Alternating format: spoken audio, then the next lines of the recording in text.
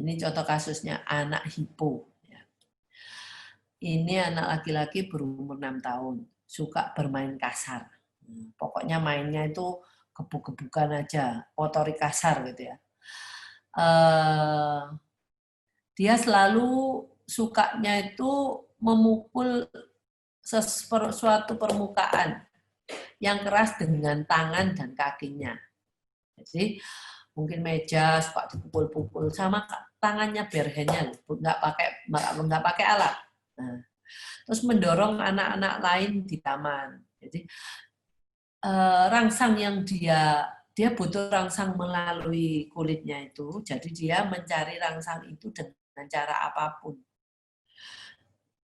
dengan tangannya kebanyakan. Dan juga ada juga anak yang jalan sambil badannya itu digeserkan ke tembok atau tangannya digeserkan ke tembok seperti itu jalannya.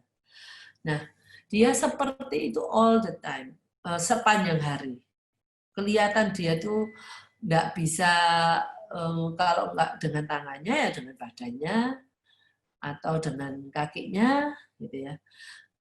Kelihatan dari cara dia berinteraksi di sekolah atau di rumah. Ya. Kalau ada seperti pasir ini, wah dia paling senang explore dengan tangannya, gitu ya. Terus seperti barang-barang itu yang dia tidak peduli itu barangnya orang lain, ya dia suka pegang ya pegang aja. Apalagi yang teksturnya kasar, cenderung kasar, karena dia membutuhkan rangsang yang ekstrim untuk masuk lewat kulitnya. Oke, jadi anak ini adalah anak yang hipo tetapi pencari sensasi.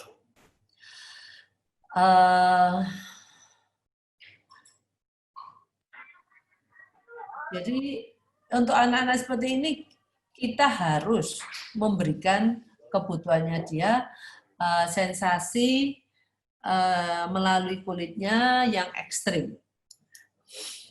Oke, jadi strateginya untuk anak-anak ini bisa menggunakan sikat. Sikat ini bisa dicoba. Biasanya anak-anak itu suka yang sikatnya itu kasar ya. Jadi kalau sikat plastik itu kan masih halus ya, mungkin yang lebih kasar lagi. Jadi dicoba aja dia suka yang mana. Ya. Dia suka itu kalau pamannya kita sikatkan, saya biasanya pakai sikat yang apa ya, bahannya bukan dari plastik.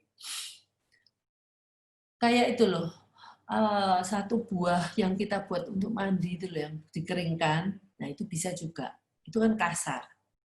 Nah itu biasanya memberikan sensasi kalau kita udah berikan kebutuhannya dia masukkan itu dari kulitnya, dia tuh akan tenang sebentar. Habis itu dia akan mencari lagi. Tinggal ketenangan itu berapa lama setelah ibu berikan. Nah, jadi seperti sikat-sikat itu memang kita ada berikan ke anak-anak yang membutuhkan, dan kita lihat anak ini dengan sikat, dengan pemberian disikat tubuhnya itu bisa bertahan berapa lama. Bertahan itu dalam arti anak ini bisa tenang untuk berapa lama.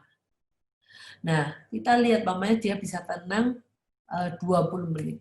Jadi sebelum 20 menit kita ulang lagi. Nah, itu lama-kelamaan waktu dia yang waktu tenangnya akan semakin panjang.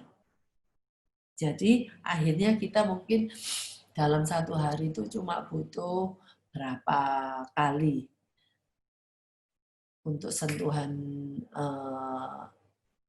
dari brushing itu, brushing dari sikat itu. Jadi yang lainnya untuk bermain dengan Play-Doh, atau Play-Doh itu bisa dipencet, bisa bisa juga dipakai alat yang seperti rolling. Jadi tapi itu kalau anak-anak yang butuh sentuhan, mungkin tidak menggunakan alat langsung dengan tangannya. Tapi ibu mainnya mungkin, oh ditaruh sini gimana, yuk kita buat siku. Sikunya mungkin dibentuk siku. Setelah itu kita bisa keluarkan. Ini sikunya bentuknya seperti ini. Atau kita buat di permukaan-permukaan apapun, seperti printing gitu. Kita mencoba untuk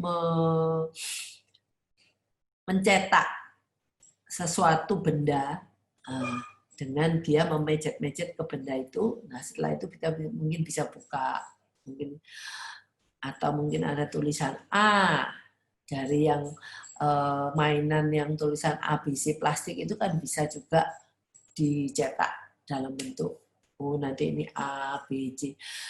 Istilahnya yang kalau tadi Play-Doh itu anak-anak yang penciumannya dia lebih suka mencium, kalau ini lebih suka melakukan dengan tangannya dan disentuhkan ke kulitnya. Ini juga mainan dengan permainan suhu ekstrim. Mungkin bisa masukkan pack ini kayak sarung tangan, bukan sarung tangan, yang bisa kantong handuk yang bisa kita masukin ice cube, balok es kecil, sama satunya yang mungkin dimasukkan ke dalam air hangat. Jadi dia bisa bermain dari hangat dan dingin bergantian seperti itu. Oke. Kalau anak yang hipo, ini kan bisa juga bubble wrap itu yang bentuknya yang ada udaranya, yang bisa diletuskan satu-satu. Itu memberikan sentuhan yang banyak masukan informasi dari kalau melakukan hal itu. Jadi itu kan agak kasar, bisa dipencet, bisa ada punya tus gitu ya. Nah itu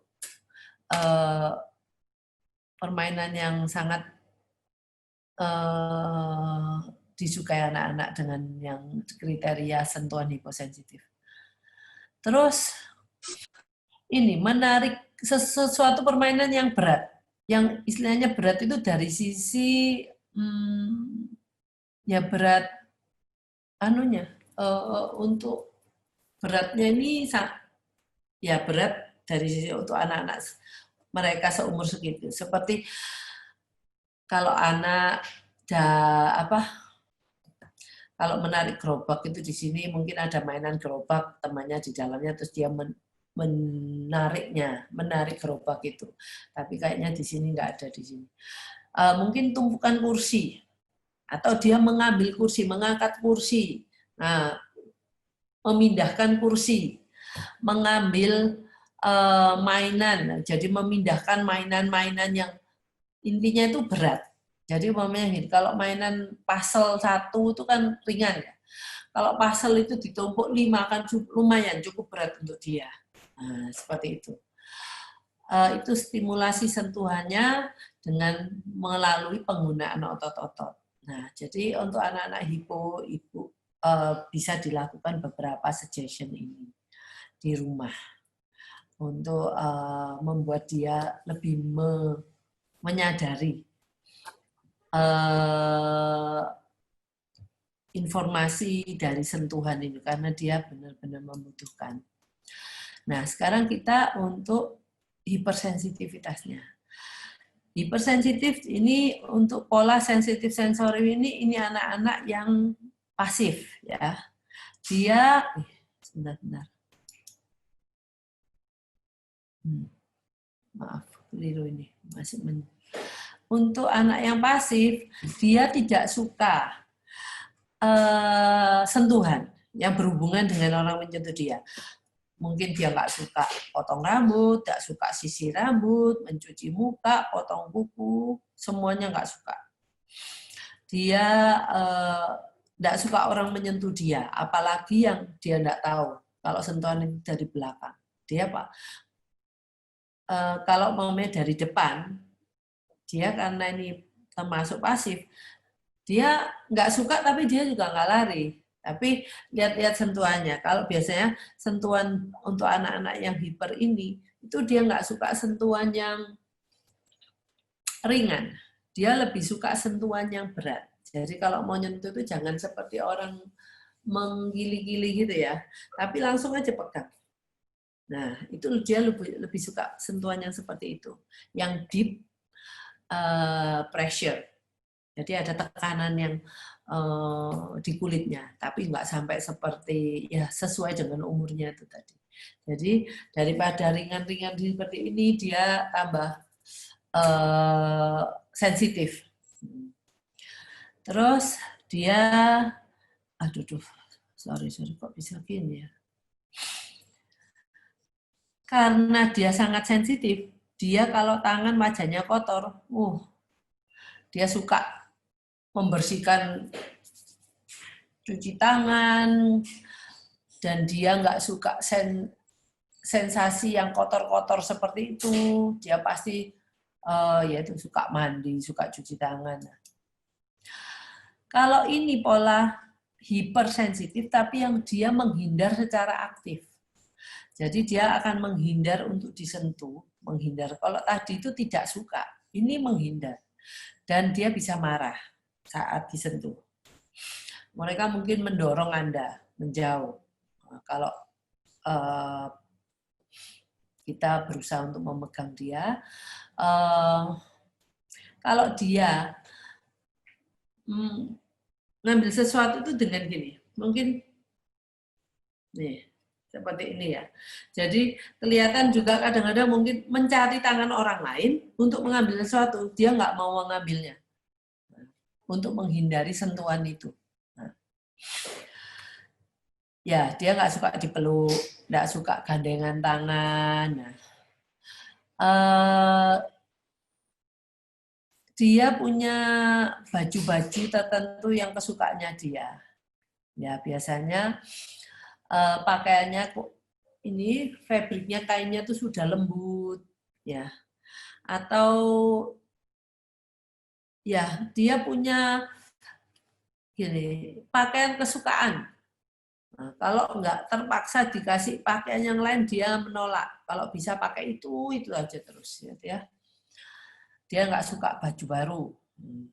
Atau kadang-kadang dia itu suka telanjang. Habis mandi kalau nggak disuruh pakai baju, ya udahlah, nggak pakai baju aja. Dan dia paling nggak suka sama label pakaian. Biasanya dia minta dipotong. Nah, untuk contoh kasus hipersensitif, anak berusia 5 tahun tidak suka berada di tempat yang ramai. Dia menjadi cemas ketika ada orang berdiri di dekatnya. Dan kalau orang menyentuh, dia berteriak. Dia tidak suka menerima atau memberi pelukan dan ciuman dari siapapun, termasuk keluarga dekatnya. Dia sangat selektif dengan pakaian yang dia kenakan. Dia bersikeras mengenakan kaos katun yang sama tanpa jahitan atau label setiap hari. Nah, ini dari contoh ini kan kelihatan dia adalah pola menghindari sensori karena dia hiper. Oke, suggestion-nya adalah anak-anak hiper ini kan anak cenderung yang suka gampang trauma ya, untuk karena pengalaman-pengalaman yang tidak enak yang dilalui dia. Jadi untuk suatu hal yang kita tahu dia merupakan tantangan buat dia, ada baiknya kalau diberikan penjelasan sebelum melakukan aktivitas itu.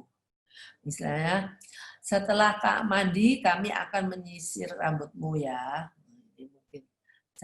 Setelah mandi kita sisir rambut ya. Terus, jadi anak itu bisa mempersiapkan dirinya pada waktu setelah mandi, aku akan disisir rambutnya. Daripada Anda melakukannya hanya langsung, oke, setelah mandi ya, habis itu disisir tanpa memberitahu dia terlebih dahulu. Mungkin itu sesuatu hal yang dilakukan setiap harinya, tapi itu masih membantu dia kalau kita memberikan reminder ya, bahwa setelah ini kita akan sisir rambutmu ya. Padahal kita tahu dia nggak suka sisir rambut gitu ya. Kalau anak kotor, kita kan dia nggak suka kotor. Ya udah kita dorong untuk anak ini, bantu anak ini. Bagaimana kalau kotor?